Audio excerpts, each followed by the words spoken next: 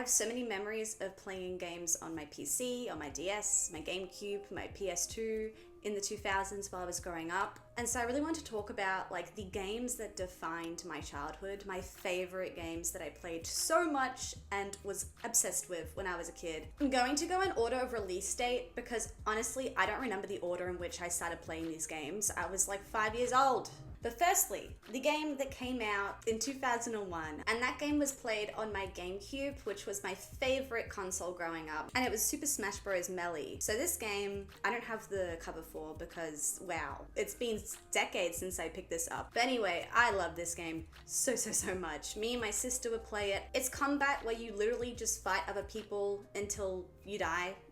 And then you come back to life and you fight them again until you die. I would play Captain Falcon and my sister would play Pikachu. I don't even know what my brother would play. He was very much younger than me. Super Smash Bros. Is amazing because of the characters that you can pick from. So it's just so nostalgic because it brings in so like a mixed match of different characters from different places. You can play as Zelda, you can play as Captain Falcon, Pikachu, Jigglypuff, Donkey Kong, Bowser, Mario. You've got a whole range of different characters. You unlock them as you keep playing as well, so you've always got something to look forward to. You essentially pick a character. That's what I would do. I picked a character, Captain Falcon, and you master them. You play it as them over and over again until you get those combos down pat. And I remember just this game being so fast paced, it was crazy. This is like the fastest Super Smash Bros. Game there is. It just creates complete chaos on the screen, and that's what I love most about it. When you start playing this game, it's just like a flurry of different characters. I loved putting up the items to like heavy or high, I think it was, and just like having heaps of different Pokemon, like killing everybody as well. Sometimes it was just so much fun. I love this game, and I just feel like, yeah, those fast-paced mechanics, the combos you can create, the fluid movement, it really adds this level of aggression to the game, which I really appreciated, as well as just a greater depth. Like playing over time, you can actually skill up and get better as the years go on. I love this game so much. It still holds up now as well. That's something that maybe not all these games can say, but I still love to play this game even now. So the next game is another game that I played on GameCube. It is Simpsons Hit and Run. Now this game is the classic. I've met so many people where you bring this game up and they're like, oh my god, Simpsons Hit and Run, I love that game. And it was on quite a few different consoles as well. So yeah, you've got this wide range of people from that era that played this game as kids. It was essentially like GTA for kids. I remember I eventually tried to play GTA after playing this game so much, and I was like, it doesn't feel the same. But the main thing that's great about this game is that it's Simpsons themed, of course. Like the actual world, it was the first open world adventure game I played because you can just drive around in Springfield and experience and explore, which was really fun for me as a kid because you just feel like you're actually in Springfield, this is crazy. But as you keep playing it becomes more and more obvious it's just a loop. But still, I appreciate the time, and honestly, I didn't have that many open world games to choose from when I was like 6 years old, so I was appreciative of having this game. You can play as all the different characters pretty much. I think it's Marge, Homer, Bart, Lisa, and Apu, I believe. Like there's 7 levels with different missions in each level, and when you get to the 7th level, the hardest one, the last few missions you gotta do are ridiculously difficult, but that was the fun of it. I loved 100%ing this game. I loved finishing off those levels after days and days of hard work, probably weeks actually. I remember like my dad and my siblings would get me to play the last level for them because they just wanted to finish the game and they could never finish the last level. Yeah, like I said, I love the characters, I love their one-liners, they're hilarious. S-M-R-T, it's ingrained into my head. The music as well is amazing in this game. It's so Simpsons, it hurts. There's so many strong contenders on this list for what would be my favorite game of my childhood, but you know, I think this one maybe would take the cake. It's just so good. The next game is another GameCube game. This is like the console that I grew up with, like the first one that I ever had. And so this game is Mariokart Double Dash. 2003. Oh my god, this game is underrated. I hear a lot about Super Smash Bros. Melee and definitely about Simpsons Hit and Run, but I never hear people talk about Double Dash. Double Dash is so good, and I'll tell you why. So as a kid, I had siblings, like I mentioned, and so me and my sister would play this game. And the thing about Double Dash, it's a driving game, it's a Mario Kart game obviously, but you play with 2 people on the same cart. So as you can see, there's like 2 characters on each cart.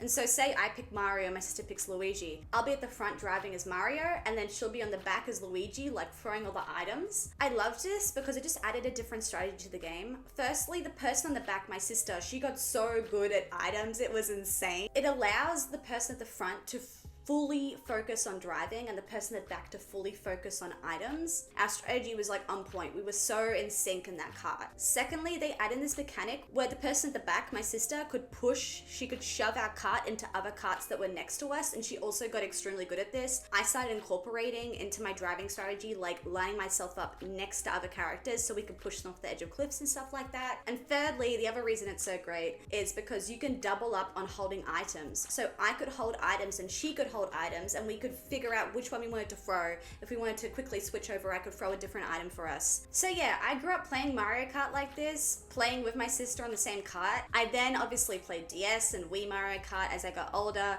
but never felt the same in Mario Kart Double Dash. I feel like it's a bit heavier, it's maybe a little bit more difficult, but I appreciated that difficulty. I also loved playing all the tournaments, like all the different cups in a big tournament, playing like, I think it was all 32, maybe it wasn't 32, but it was a huge amount in a row and you try and get gold. So good. You'd sit there and have like an emotional journey essentially with your partner while you're playing because you play it as a team. I love the special items, how each character has their own special item, which adds into the strategy as well. And also it has my favorite maps, which would be Baby Park and DK Mountain. Baby Park is easily my favorite course in all of Mario Kart ever. It is so much fun. It is complete mayhem. That's all it is, and I love it. Next is a game that I don't own, but honestly, I need to pick it up, like 100%. And this game is Shrek 2. This came out in April of 2004. I love this game so much. So this is a co-op adventure game, I would say. I only ever played this game in co-op with my siblings, I think 3 of us plus a CPU. So I don't know what it's like to play solo or anything like that. Now this game is low-key difficult, but that's also why I like it so much. Like it's actually a challenge, which I appreciate. I don't think we ever fully completed this game if I'm not wrong. I think we always would get stuck on some level at some point. There's also a bit of combat in this game as well at some points, which I appreciated. I loved the scene where you're fighting all the thugs and far away. Me, my sister, and my brother still to this point have this like joke where we go, it's hero time, because they say it so much in this game. It's insane. And I really need to repick this game up and own it on GameCube so I can play it again with my siblings. That'll be so fun. Now back to the games that I own. So this next game is the only PC game on this list. This is probably one of the first games I ever played. I think I came back to all of these other GameCube games I've mentioned already, but this game, when it came out, is when I played it. And it would be the PC version of Harry Potter and the Prisoner of Azkaban. This came out in May of 2004, very soon after Shrek 2. So this game apparently is a bit better on the other console that you can play it on. I think it was PlayStation, but I only had it on PC. I did not have a PlayStation until I was like 12, so I didn't have options back then. I took what I could get, and what I could get is PC version of this game. So I have heard that the PS2 version is a little better, but honestly, I still love this game on PC. It still had the magic. I think I honestly fell in love with Harry Potter through this game. Like, I don't think I would have loved Harry Potter as much as a kid if it wasn't for this. So the best thing about this game is that you can explore Hogwarts, like very similar to Simpsons Hit and Run, where you have this open world to explore. And yeah, it's probably not as big as like, you know, Hogwarts Legacy is gonna be. It's quite small. But as an 8-year-old, I'm not thinking, oh, this open world is not big enough, you know? Like, yeah, in hindsight, I can think that, but at the time, I was in love with this game. And yeah, it can be a bit repetitive, you know, killing those pixies at the well was annoying. But overall, I love the ambience of this. I love the music. I love the world. I loved all the different levels you could do for like Transfiguration and Defense Against the Dark Arts. And I think it was Charms was the other one. And you play as all 3 different characters as they do their lessons in these different classes. And oh, I have so many memories of, you know, hopping around as that bunny. And I loved it. I was obsessed with it. I played this game over and over again as well. So much replayability for me. And the great thing about this game as well is that at the end, Dumbledore's like, nah, you haven't finished until you've 100%ed this game. So I would spend so much time, because I was 8, you know, it was a bit difficult for me, finding all these chocolate frog cards. And I love that. I loved collecting. I loved going through this world and collecting all these cards and reading all of them, finding out about all these different witches and wizards. I just felt so immersed. Such a great game. I've heard that 1 and 2 as well are great video games, which maybe I would love to pick up in the future. But I remember when I played this game, I loved it so much that my parents got me number 4 on PC as well. And I just remember how much Goblet of Fire was a disappointment to me. It was a huge disappointment. I hated that game. But yeah, number 3 was amazing. Also, I feel like I have a lot of repressed memories about flying on Buckbeak. The next games are my DS games. I love these games so much. So in 2006, when I was 10 years old, my parents would have got me a DS Lite, my pink DS Lite. And I picked up quite a few games on the DS. I was obsessed with the DS for a very long time. But the main games that I played on DS were these ones. So firstly, Firstly, I played Professor Layton. This would be the runner-up to my favorite games that I played as a kid after Simpsons Hit and Run. So here it is, Professor Layton and the Curious Village. This one is my favorite of all 4 that I own on the DS. They changed over to the 3DS and then I stopped buying them because I never owned a 3DS. Honestly, this is where it's at. This is the original one that made me fall in love with this franchise. You got Pandora's Box, the second one, The Lost Future, which is pretty good as well for number 3, and then The Last Spectre, which I didn't really like. But honestly, the reason I loved The Curious Village so much was the world and the atmosphere once again.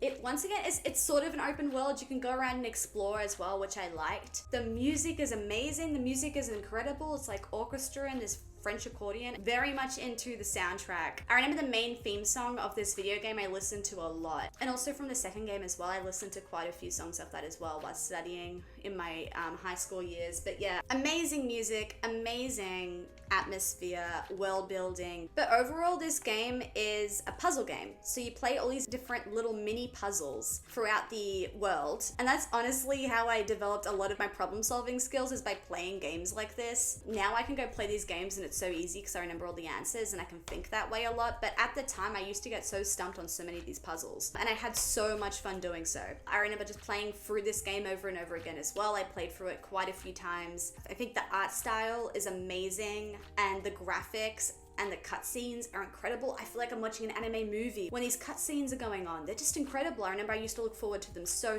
much. The overall storyline is also amazing. It's so intriguing. I love the twists and the turns that happen throughout many of these games here, these Professor Layton games. I also think it's the perfect length. Like, I remember it was around 10 to 15 hours to play through it once, I think. Also, I gotta say one more time, it's the ambience. The ambience of this game is incredible. So yeah, I really recommend these games quite a lot. And the last game that also I played so much as a kid. Professor Layton came out in 2007 in February, by the way, and then this game came out in June of 2007. So 2007 was a very strong DS year for me. So this is Legend of Zelda Phantom Hourglass. And I also have Spirit Tracks, which a lot of people say is a better game. And I can see that, but honestly, I played this game so much as a kid. And I played this one a lot too when it came out, but this one is defining for me. So firstly, this was my introduction to Zelda. I have not really played any Zelda games since these two, and I've heard that other Zelda games are a lot better, and this is not very good for a Zelda game. But the thing is, I am just sort of like a casual video game fan. So this game was top tier for me. Like, this game was amazing. And it's probably because Zelda as a franchise is amazing as well, and I can see that because I did watch one of my friends play Link's Awakening the whole way through last year during lockdown, and honestly, that game seems like it's even better than this, and I get it. So I would really love to pick up Link's Awakening if I ever owned a Switch. But until then, this is where it's at in 2007. This is what I was playing and what I was obsessed with. So this is a mix of many different things. You've got puzzles, you've got exploration, you've also got combat. This game was so difficult for me that I bought a guidebook to it, I think. Because I wanted to 100% it, but like, God, that was never gonna happen. But honestly, I loved the challenge. I loved how difficult this game was for me. I loved exploring the sea. But yeah, I think in a similar vein to Professor Layton, I loved the puzzle part of this game a lot, and then also the exploration. Exploration is a big thing for me. I love a world that I can go travel around in and see what's up and just discover so many little things about it over time as I play the game. But yeah, the puzzle part of this is just so good. I loved figuring things out. I'd feel like such a smarty pants when I got something correct in the dungeons. If I like these games a lot and I like the idea of Link's Awakening, like, I want to check out Link's Awakening, but if you have any other Zelda recommendations, let me know. So yeah, that's all my favorite video games from my childhood. There they are. I really need to buy Shrek 2, but apart from that, I own all of them, which is great. Let me know other games that you think I might like, if I like all these games. But also, I am now 25, so just keep that in mind. Let me know what is the most nostalgic game from your childhood, and I'll see you again soon. Bye.